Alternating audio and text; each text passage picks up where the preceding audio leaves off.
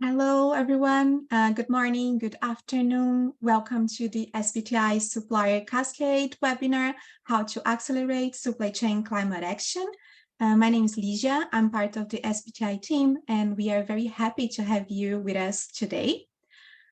So while we wait a bit for our colleagues to join the webinar, I would like to go to some housekeeping with you. So if I can get the next slide, please. Amazing, thank you. So as you can see, we are here live on Zoom. This webinar is being recorded and it will be shared and available at our SBTi YouTube channel after the event. And a very good and important information is that you can post your question in our Q&A box. We will have a dedicated session for Q&A. So please let us know what you would like to discuss today. We also have an amazing team here in the behind the scenes supporting us with answering your questions. So please post them in the Q&A box. So now I would like to introduce you to our speakers today and also to give you a brief overview on the agenda. So we have the pleasure to have here with us today Luis Fernando do Amaral, the Chief Executive Officer of the Science Based Targets Initiative, and also Maria Mendilucci, the Chief Executive Officer of Women Business. Luis and Maria will share their perspectives on the relevance of accelerating the emission reductions in the Scope 3 in the supply chains. And then we will also have the pleasure to have two other speakers. Next slide, please. So that are Robert Williams, the Global Procurement at AstraZeneca, and Tom Schultz, Sustainability Manager from Philips. So Robert and Tom will share the experiences of their companies in decarbonizing their supply chains. And after hearing from our speakers, we will have the opportunity to have a Q&A session. So we will be selecting some of your questions, the questions that you are posting in the Q&A box to be answered live. So please post your questions in the Q&A box. And next slide, please. So with no further ado, I would like to hand it over to Luis Amaral, Chief Executive Officer of the SBTi, and Luis will tell us a bit about how we can accelerate the decarbonization in the supply chain. So, Luis, the floor is yours. Well, thank you, Ligia. Thank you so much for this introduction. Thanks for all of our panelists that have joined us today. But most of all, thank you so much for all the people that have been joining us from across the globe. It's a real pleasure to be here, and I hope we'll have a very fruitful session today. So as Ligia introduced me, my name is Luis Amaral, and I'm the CEO of the Science Based Targets Initiative. As I said, it's a pleasure to be here today to talk about the importance of supply chain action, alongside with colleagues Maria Mendilucci of the Women Business Coalition and Robert from AstraZeneca and Tom from Philips. Thank you so much for being here. But I wish we were here under better circumstances. Last month was the hottest month ever recorded on Earth. Extreme weather events are impacting millions of people each year, causing untold suffering and threatening lives. My thoughts and condolences are with those impacted by the terrible fires in Maui. UN Secretary General Guterres said that we no longer live in an era of global warming, but instead we have entered a new era of climate boiling. If we are to curb the effects of climate change that we are witnessing today and avoid complete climate breakdown, we need to take action now. We need the private sector to come along, to go further, faster, to develop ambitious emissions reduction targets and deliver meaningful action. And as we are going to see, many are already doing so. And that's good news. At SBTi, we enable business to set ambitious emissions reductions targets in line with what climate science tells us it is necessary to avoid the most devastating impacts of climate change.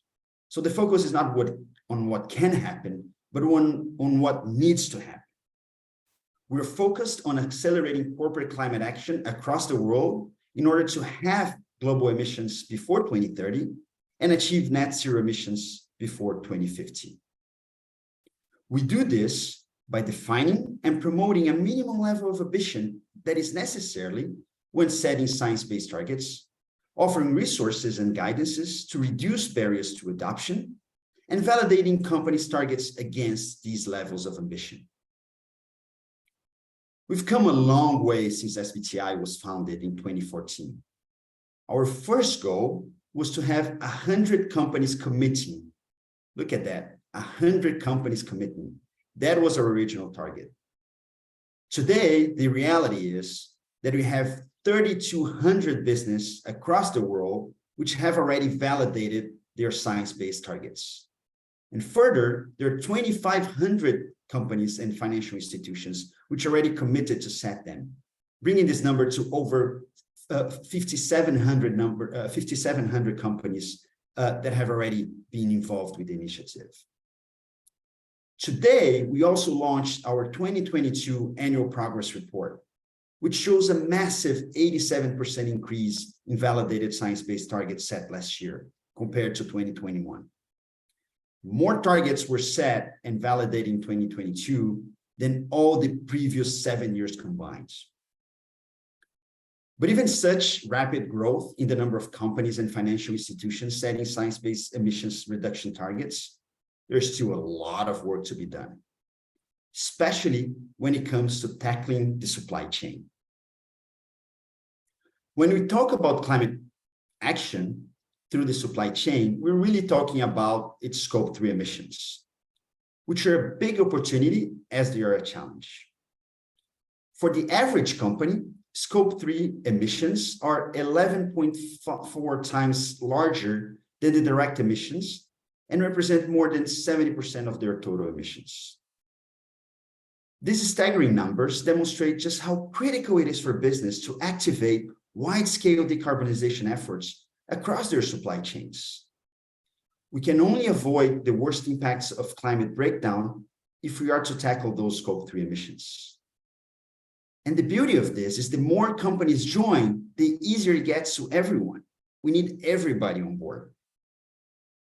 When the SBTi began validating science-based targets, only a handful of companies had meaningful and comprehensive Scope 3 inventories and targets. Now, all companies that submit a target for SBTi validation must complete a Scope 3 inventory, because we know that measuring the scale enables companies to effectively reduce these emissions. And as of today, 96% of all the SBTi validated targets do include Scope 3. Emission screening is critical for identifying hotspots, reduction opportunities, and areas of risk up and down the value chain. Getting a clear picture of your supply chain emissions is a vital starting point for any science-based target, which is why we require companies to provide a full inventory of their Scope 1, 2, and 3 emissions when setting a target within SBTi. I cannot stress the importance of this step. It is an essential minimum first requirement. We all know that one does not manage what one does not measure, and doing that first initial screening is essential to defining a good strategy moving forward. We utilize the resources developed by the Greenhouse Gas Protocol that provide businesses detailed guidance on how to account for those Scope 3 emissions and how to continuously improve data quality over time alongside engaging with suppliers. We do understand that Scope 3 data, it's still a challenge, but we also know that companies can start the process even with incomplete data. It's still difficult for us to make a motion picture of our Scope 3 emissions to monitor them year on year, but take the picture that kind of gives us an overview of what the Scope 3 emissions are within your supply chain. It's something that can and must be done today, because that's essential for defining what is the strategy and what are the next steps. Once a company has accounted for its Scope 3 emissions, to the best of its ability, based on the best of available data, knowing that sometimes data will be incomplete, it's time to move into target setting. The SBTi offers 5 different Scope 3 target setting methods for businesses to choose from: a cross-sector absolute reduction, a sector-specific intensity convergence, a physical intensity reduction, an economic intensity reduction, and supplier engagement strategies. The vast majority, 96% of companies with validated science-based targets, have followed this process to include Scope 3. That is a fantastic achievement that is already driving action across supply chains. And the two with me on the panel today, our colleagues from some companies today, will share a little bit shortly about how they have put this target into action. However, despite this progress, we know that many companies still cite Scope 3 as a significant barrier to progress. That's why at SBTi, we also began to study and develop how we will develop a new Scope 3 guidance for helping to achieve those goals and facilitate that process. But again, we can already start moving today. We started by identifying key challenges that companies currently face, such as, for example, what we constantly hear, which is data accessibility, confidence in the ability to deliver the outcomes, the influence over suppliers, or the level of influence that they have over suppliers, and the lack of detailed guidances. Using the information gathered, we are currently engaging with experts from industry, academia, and civil society to define how to create clear guidance that enable as many companies as possible to carry out Scope 3 accounting, set Scope 3 emission actions, targets, and deliver against them. These challenges are real, but tools and resources are already in place to get us going on the journey, and more tools and resources are going to be developed as we continue that journey. This will help businesses to tackle their supply chain emissions, because as we said, we need to do that to bring everybody on board if we are to achieve our global goals. For example, earlier this year, we already released our supply engagement guidance, another resource designed to help companies to address those Scope 3 emissions. The guidances include resources and tools that help business at the 5 key stages of supplier engagement. The first one is selecting the right suppliers for the right target. That's why it's important to measure first, because that's what is going to define what are the suppliers that you have to start the journey with. And based on experience, my guess is, following the 80-20% rule, probably a small portion of your suppliers represent the lion's share of your emissions. So it doesn't mean that you have to start with them all, but you probably have to start with the one that matters more. Number 2 is securing internal buy-in. Obviously, once you've mapped, you have to guarantee that your executive team and your leadership is bought in on what this strategy is. 3 is then the target implementation. 4 is enabling and tracking suppliers' performance. So once you bring them in, it's important to also see how they're performing. That's what generates the action that we all need and want. And finally, monitoring and reporting target progress. Taking these steps to address supply chain emissions enables suppliers' engagement, and with that, the possibility of enhancing efficiency, transparency, and resiliency across the value chain. It also can help build credibility among and with key stakeholder groups, such as investors, consumers, and employees, who increasingly expect companies to take broader responsibility for reduction of carbon emissions, not only within their operations, but within their supply chains as well. Supplier engagement can also act as a very important feedback mechanism. The more stakeholders in the supply chain take action on climate change, more data will become available to create accurate and robust targets and reduction strategies. This therefore also increases the potential to track progress, ultimately it making it easier for others to work towards similar goals. There's a positive loop here that the more are brought in, the easier it gets for everyone. That's what we all need to work together for. The SBTi is proud to collaborate with other actors in the climate action ecosystem, like the Women Business Coalition, to help enable business tackling Scope 3 challenge.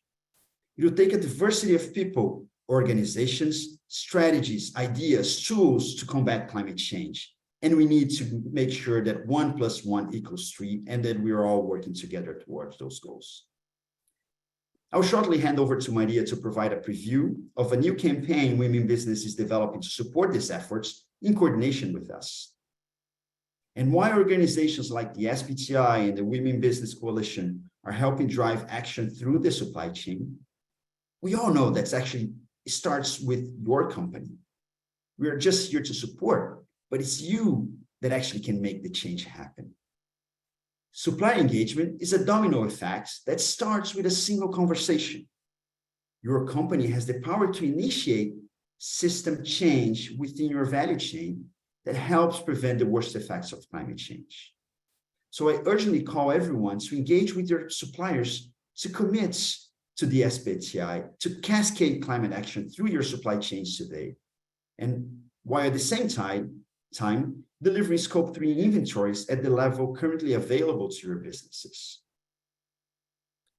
I just wanted to thank again everybody for listening. I'm so excited to hear from 2 companies on how they're engaging their suppliers, and I hope it will inspire other companies to follow their lead.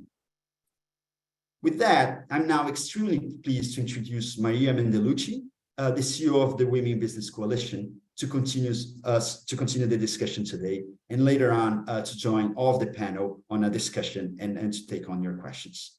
Thanks again, everybody, for joining. And Maria, I pass it to you. Thank you, Luis. Thank you, Luigia. Looking forward to hear from Tom and Robert. I'm very pleased to be here today.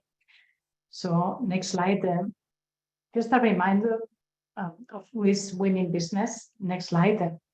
It is a global nonprofit coalition working with the world's most influential business to accelerate high ambition action on climate change. Through guidance, initiatives, and campaigns, we work to drive business ambition, action, advocacy, and accountability, and give governments the confidence to set ambitious policies. We work with businesses of all sizes, which also helps us understand small and medium-sized business in supply chains. Indeed, as part of our network, we have around 12,000 global businesses, of which half of them are part of the Science Based Targets initiative, and half of them are part of the SME Climate Hub. Women Business has been working with the Science Based Targets initiative since its inception, and we have been rallying business to join the initiative. We and the partners that we represent. Next slide. As Ruth has said, supply chain are a major opportunity for most industries to deliver significant emission reductions. Scope 3 typically accounts for around 70% of a company carbon footprint. At Women Business, we're working on longer-term carbon accounting approaches with the World Business Council for Sustainable Development on their Partnership for Carbon Transparency, so-called PACT. But we also see space for accelerating climate action in supply chains now, because we will hear now, it is about the urgency, it's about how can we go faster. Both Luis and me, we have been talking a lot about the benefit of the Supplier Cascade approach, supplier engagement, because there is potential for many companies to be talking to many other companies about setting these science-based targets that will benefit the full ecosystem. But as we know, the complexities of tackling emissions with the supply chain means that progress has been very slow. The number of suppliers in a single company can be enormous. Some large companies can have 10,000 of tier 1 suppliers, and few of those suppliers are likely to have decarbonization plans. So in fact, there's probably around the 5,000 or 6,000 SBTi companies, maybe a few more, but we're talking about hundreds of thousands of companies that are supplying to those companies. So this is only the start. Supply chains can be long, and reliable data is often in short supply. And today, only 39% of companies are reporting to CDP that have engaged with their suppliers on climate matters. Next slide. Some common challenges we hear about from companies are the following. It is difficult to connect real emission reductions to Scope 3 emissions estimates, which are often top-down. There is a lack of traceability after Tier 1. Many suppliers are not set up for traceability and need support. Buyers lack leverage over highly concentrated suppliers. Suppliers report emissions via multiple methods based on different buyers' requirements. And SME suppliers have a lack of knowledge, resources, and financing for decarbonization. To help companies with this, there is a strong set of guidance available. SBTi, Supplier Engagement Guidance, Transform to Net Zero, run by BSR, Supplier Transformation Framework and Supplier Action Guide from Exponential Roadmap, and many more. There are also some leading initiatives and processes such as CDP Supply Chain Program and the ERI Exponential Roadmap Initiative Supply Chain Leader. Leading companies such as those we will be hearing from today are already taking action to engage their suppliers so that they can better tackle emissions in their supply chains, and we congratulate them for doing so. But if we are to stand any hope of achieving the 1.5 ambitions, we have to scale action across the business community and move action further down supply chains. That is why we have been working with partners to develop the Supplier Cascade and accelerate decarbonization in supply chains. Launching in early September, the Supplier Cascade is a practical approach that gives business a clear way of addressing their upstream Scope 3 emissions. It brings together the best practice approaches and guidance that are available with the aim to unblocking action to supplier engagement by focusing on Tier 1 suppliers. They need to make credible net zero commitments aligned with science. They need to reduce their emissions that are in their direct control. And they need to cascade this approach to their own suppliers to start going beyond Tier 1 to Tier 2, Tier 3, etc. We must move past the challenge of Scope 3 and are very excited about what we can achieve by creating a cascade of action through supply chains. More details on the approach will be available when it launches on September 5th, and we will be looking for early adopters at that time. These companies will help road test the Supplier Cascade, get support from our partners, and feed into any guidance and tools we develop. If you would be interested in receiving information about the Supplier Cascade at the launch, please head to the email that is included on the slide.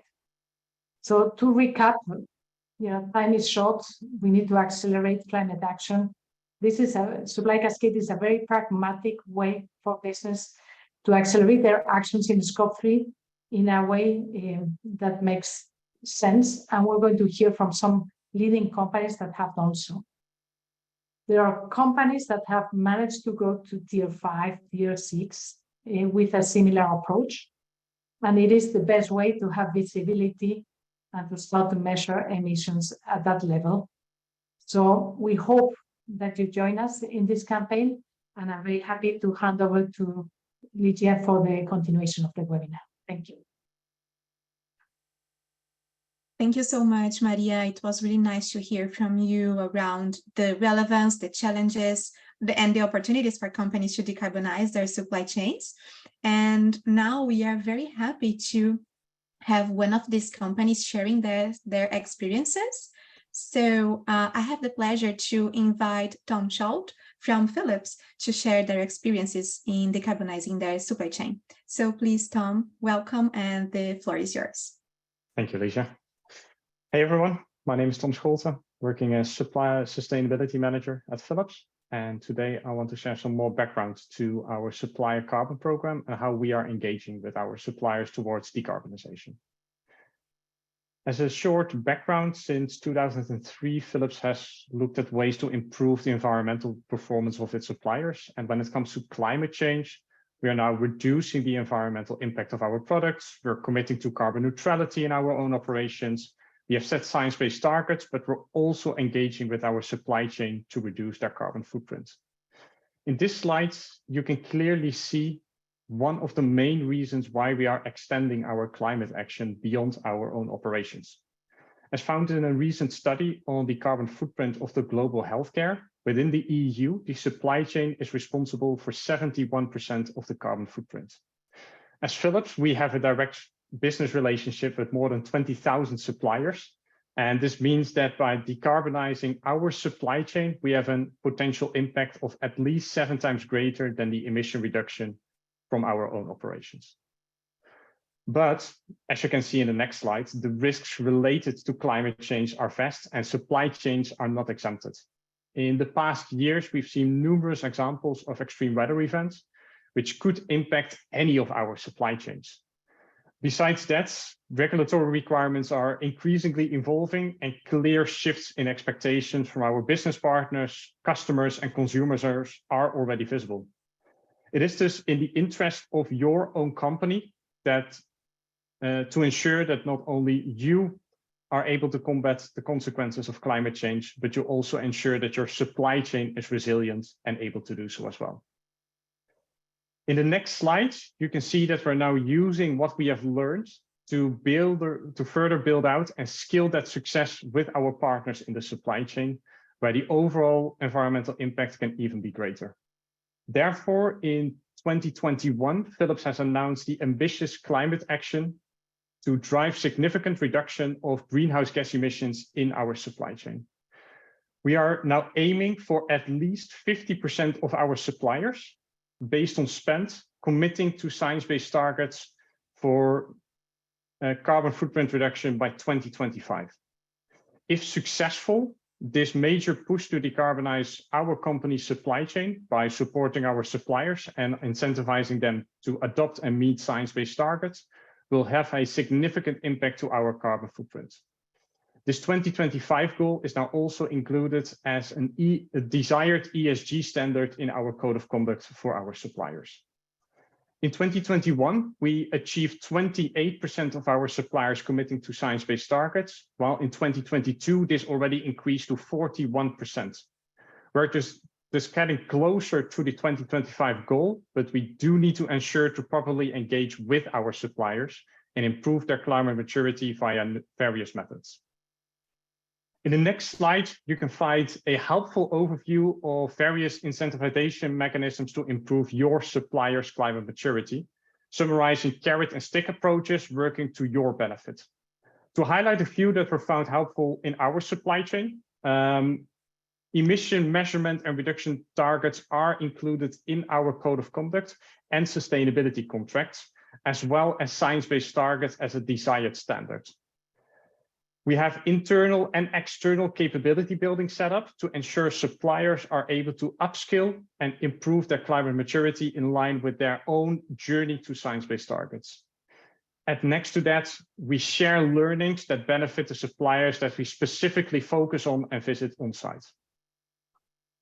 Next to that, as described in more detail in the next slide, we have summarized and identified 6 work streams towards a sustainable supply chain. To highlight a few in this list, data-driven insights. We collect data from suppliers on allocated emissions and climate maturity. And through those accurate data insights, we enable our buyers to select the suppliers based on their climate action maturity. So throughout this relationship with the supplier, procurement is set up to have a detailed discussion with the suppliers, focusing on their climate maturity and an improvement plan in line with their journey to science-based targets. Capability building, together with various partners like CDP, the SME Climate Hub, the World Business Council for Sustainable Development, we support suppliers in maturing their company approach to climate action, offering guidance that is tailored to their sustainability maturity levels. Opportunities for decarbonization. Through on-site assessments, for example, in high-risk areas, we identify energy efficiency opportunities that enable our suppliers to make cost-effective carbon reductions. So, for example, their facilities may have outdated lighting systems or insulation may be inadequate. And then our team calculates for the suppliers what the cost impact would be and also the return. We've had a lot of positive feedback to this independent review as we are not linked to the solution providers. And CDP engagement. Currently through CDP, we invite our most important and high impact suppliers to provide insights into their climate action maturity. So we communicate our expectations regarding setting science-based targets, and we recognize their progress, really focusing on improvement. So as you can see in the next slide, we have significantly increased the group of suppliers that disclose to CDP in the last years in order to ensure that they will commit to science-based targets. As we are requesting all of our high impact suppliers to disclose via CDP for years now, we have gathered a lot of data to our benefits. So first of all, this means we have better visibility on our supplier climate maturity and their improvement paths, so that the maturity-based tailored feedback actually benefits the supplier most. Second of all, this data now serves as inputs to predict the climate maturity and risk of our tail spend suppliers. So in recent research, we have now set up artificial intelligence models that are able to predict the capabilities and willingness of the supplier without them having to disclose. So this now enables us to decrease the reporting burden upon all the 22,000 suppliers and focus on the most significant suppliers based on their characteristics in terms of engagement. However, of course, it remains a barrier to overcome this once we commit to net zero, and we require a scalable solution for engagement to effectively drive down the carbon emissions. At last, in the next slide, I've summarized some of these new initiatives to drive down carbon emissions in our supply chain, which have worked the most to our benefits. So as mentioned before, we are actively engaging with our suppliers with maturity-based tailored feedback and spike engagement focused on their journey to science-based targets. Next to that, we drive accountability with on-site visits focused on energy efficiency and decarbonization solutions. At last, we organize trainings and webinars for suppliers based on their capabilities and focus on sustainability change and improvement. So in conclusion, a few of the main conclusions I want to share with you today. First of all, engage with your suppliers to create awareness of your company's goal and understand the baseline of your supply base. 2050 is approaching quickly, and carbon correct sourcing decisions need to be taken sooner. So start investing in maturing and improving your supply base. Do not hesitate to start your supply chain decarbonization program until it's perfect. Creating awareness, understanding the risk, and focusing on improvement are significant benefits already.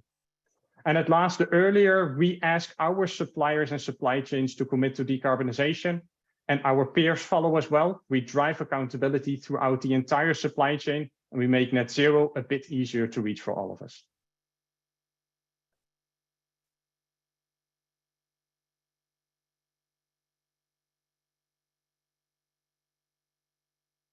Thank you, Tom. It was really interesting to hearing from you about this very important example of Philips and how you are decarbonizing your supply chain and pushing your suppliers to set science-based targets as well. Thank you so much. And now I would like to invite Robert from AstraZeneca to also share a very interesting example on how companies are working with their supply chains. So Robert, thank you so much for being here with us, and the floor is yours. Thank you. Yeah, my name's Rob Williams. I'm Director for Sustainable Procurement at AstraZeneca. My role's in the Centre of Procurement, so I describe my role as taking what our group sustainability team set as global corporate priorities and take action with our suppliers. And that's really the focus of my job, working with my procurement colleagues and their relationships with suppliers, the leverage they have to support our suppliers to achieve the sustainability goals we've set ourselves. Next slide, please. Really, this frames what AstraZeneca feels about sustainability, that actually, while healthcare emits 4 to 5% of global carbon emissions, we're also seeking a healthy future for 3 connected aspects: healthy society, healthy people, and a healthy planet. The World Health Organization recognizes that climate change is an impacting effect on human health. Therefore, it's core to our purpose as an organization that we must act on that as we seek to create the future generation of medicines. And on the next slide, we framed what it is we're working on in our materiality assessment. And to many of you, this will be very familiar, but in my work with our procurement team and with our suppliers, actually setting a materiality assessment framed by the United Nations Sustainable Development Goals is a really key first step. Sustainability means different things to different organizations. It'll show where we can have a positive impact, different to colleagues from Philips who've just spoken, and different to different organizations.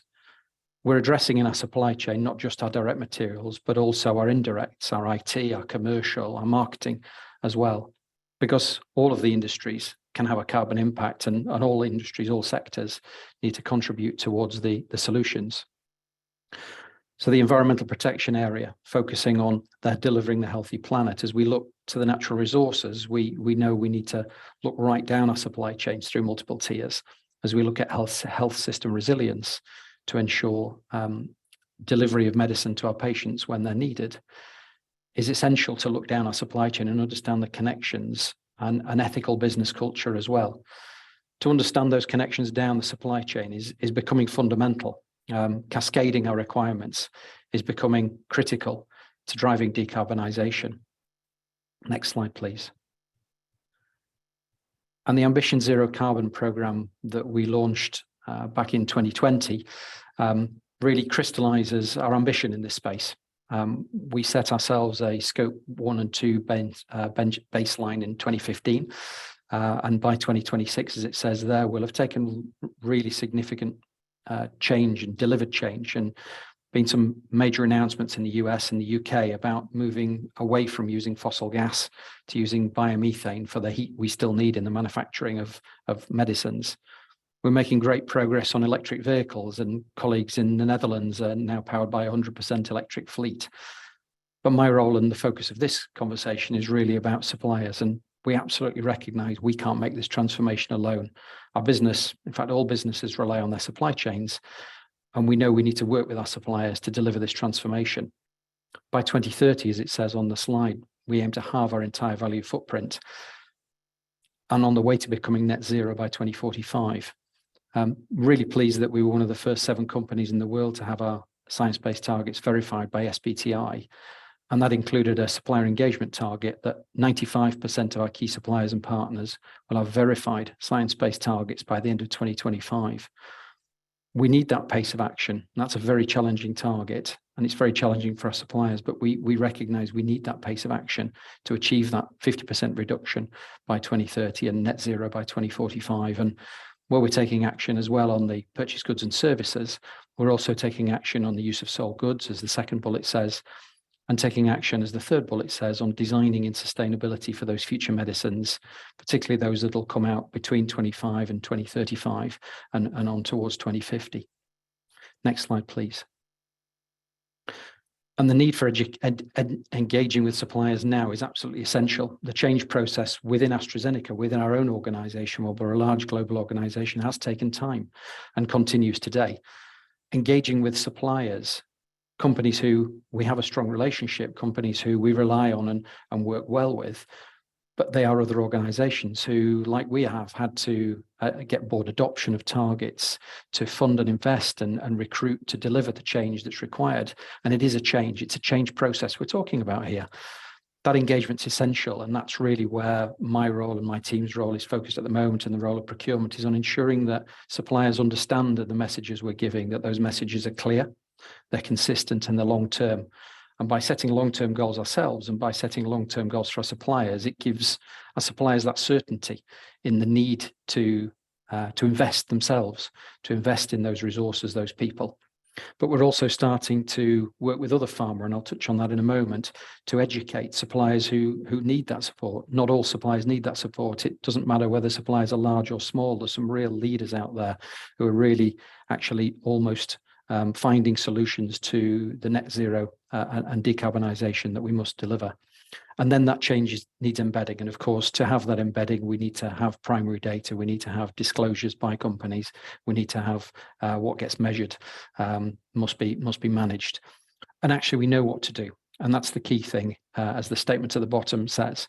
We know what to do, and we're already starting on that engage and educate and embedding process through programs like Energize, where 19 pharmaceutical companies have come together to collectively ask our supply chains to engage in using and switching to use renewable electricity as one of the fastest ways to decarbonise.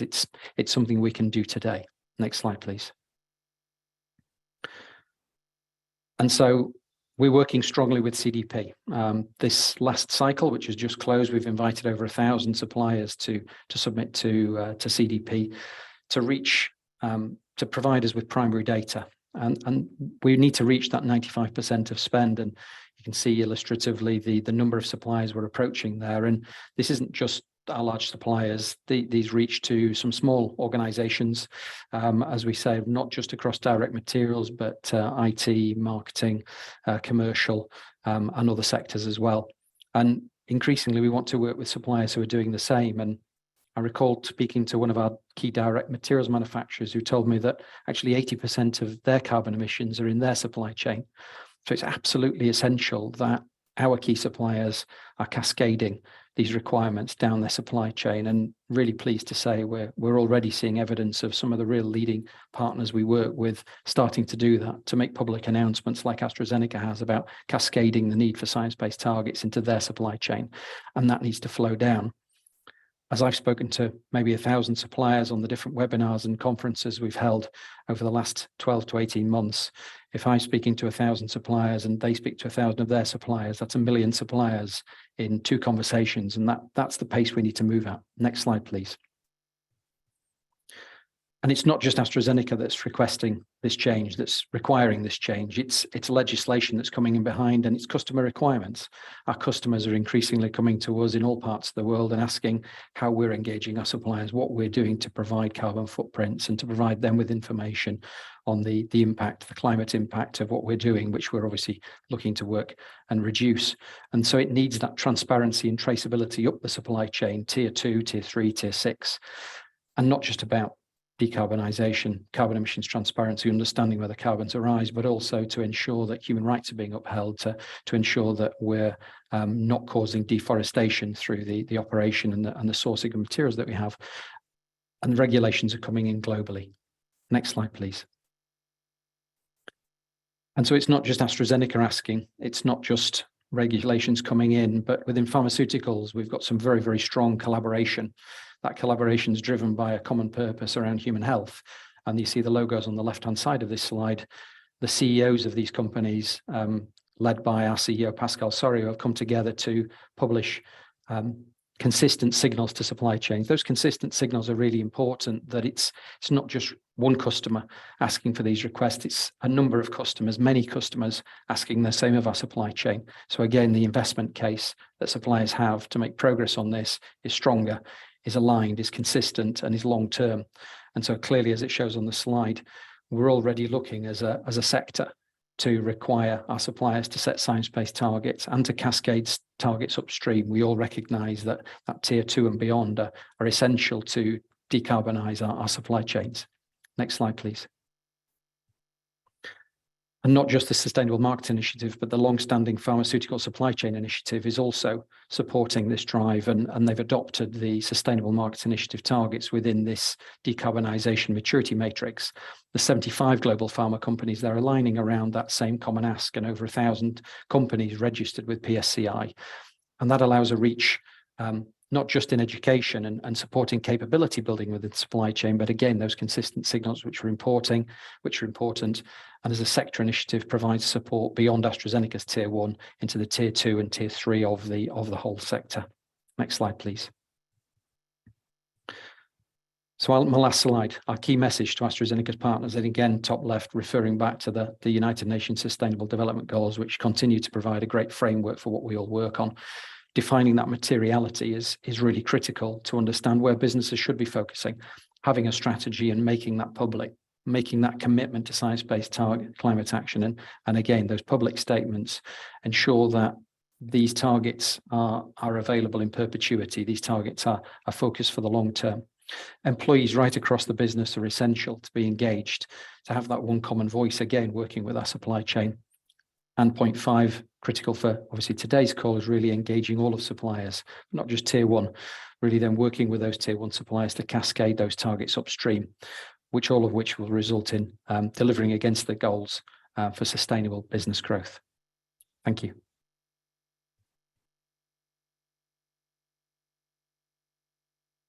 Thank you, Robert. It was really nice to hear from your experience and also how everything you are doing connects with other global initiatives, such as CDP, sectoral initiatives, and we will be more than we will be more than happy to welcome AstraZeneca suppliers target so that you can reach your goal of 2025. Thank you for sharing. And I believe that now we have a few minutes for Q&A. And first of all, we are receiving a lot of questions from you. Thank you so much. We apologize for not being able to answer all of them, but we will do our best. And to open this Q&A session here, I believe that Maria and Luis have a few questions for our colleagues, Tom and Robert. So I will hand it over to Maria, I believe, so that we can start with the questions. Thank you, Lydia. So I have a question for Rob. You mentioned the collaboration with your peers. And I would like to ask, what is the biggest challenge you have as an industry to accelerate this approach? How can you bring the full industry to do like you are doing? I suppose what you're doing is helping many others that maybe have shared suppliers to advance.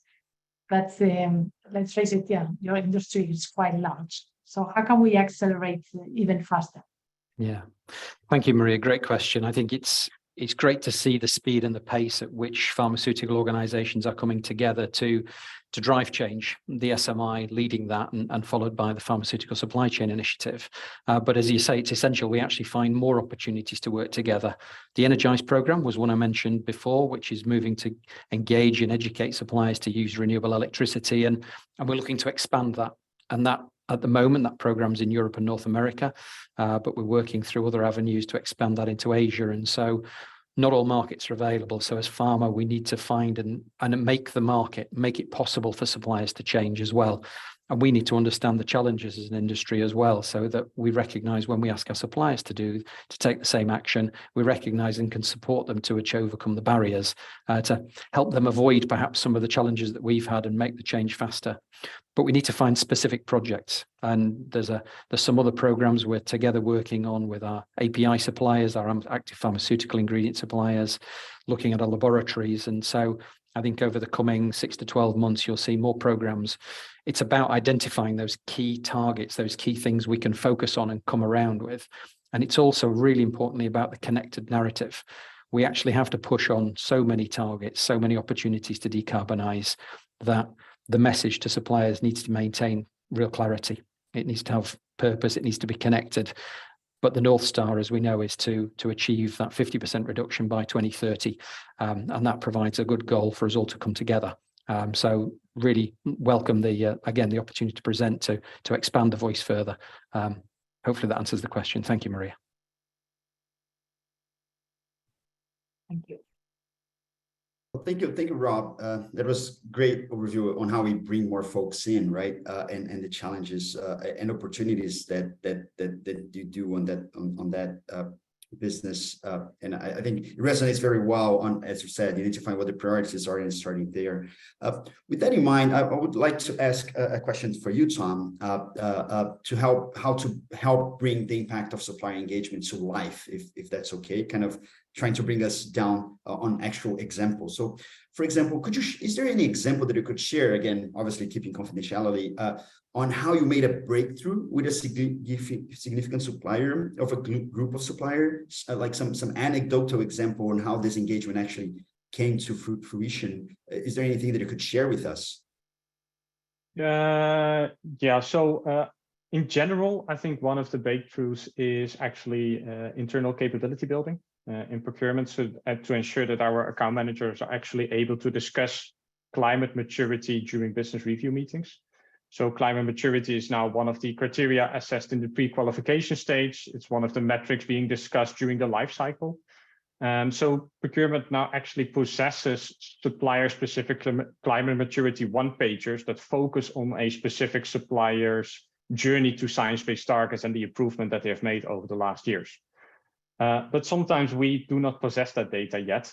And then the question becomes, for a company which is limited in time and resources, do I disclose and report on CDP, or do I focus on setting a specific strategy in place to actually work towards a science-based target? So then it's really interesting that it's not just me having that conversation with all the companies and all the suppliers that we have, but there are actually account managers that are also able to have this conversation with our suppliers that then understand that there is a need to have a science-based target in place, and then to actually make that trade-off between spending your time wisely towards a science-based target or only having a reporting question towards them. So that's quite nice to see that procurement is able to lead that conversation, that suppliers feel heard in that case, not only by me, but by their account manager as well. And they actually actively approach us saying, hey, we have now set up a strategy in place instead of disclosing via CDP, for instance, and they proactively inform us upon the achievements that they've made, because they understand that's our goal, that's how it fits into our strategy, and that they actually stepped up their game, although we did not know that before. So I think in that case, internal capability building has done a lot for us to help us in that journey.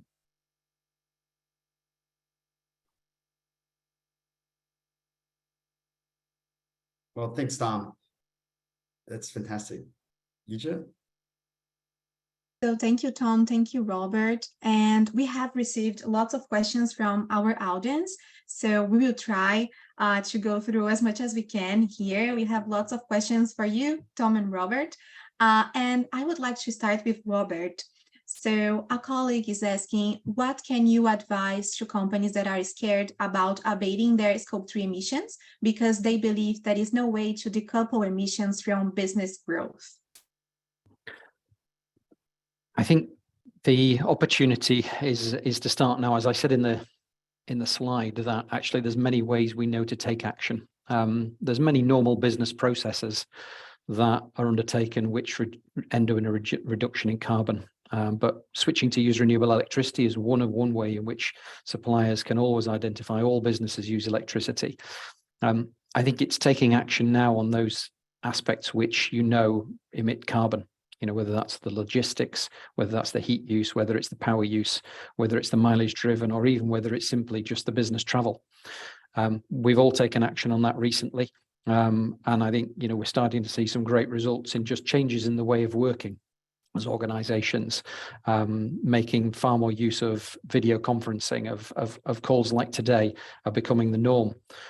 And those simple steps of ways of working can help to decarbonize. In industries, we recognize that we've got some of the world's best scientists, but we haven't yet got solutions for all of the sources of carbon in our supply chain. We welcome, the structure of science-based targets that recognizes that the net zero principle is established because of that.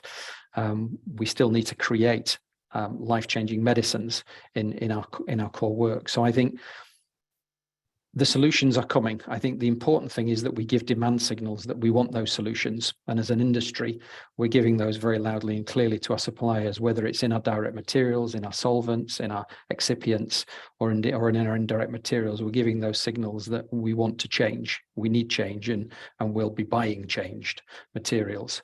And we want suppliers to change too. So I think giving those demand signals, we'll start to see innovation grow. And as we see innovation in the supply chains and innovation in materials, then the solutions will come. So take the first steps, start to measure those Scope 3 emissions, and the solutions will present themselves as you start to engage with your suppliers. Thank you so much, Robert. And now I'm going to move to Tom. So Tom, people are asking if you require your suppliers to commit to SBTi, or do you expect your suppliers to have validated targets by 2025? Do your suppliers need to commit to near-term or net zero targets?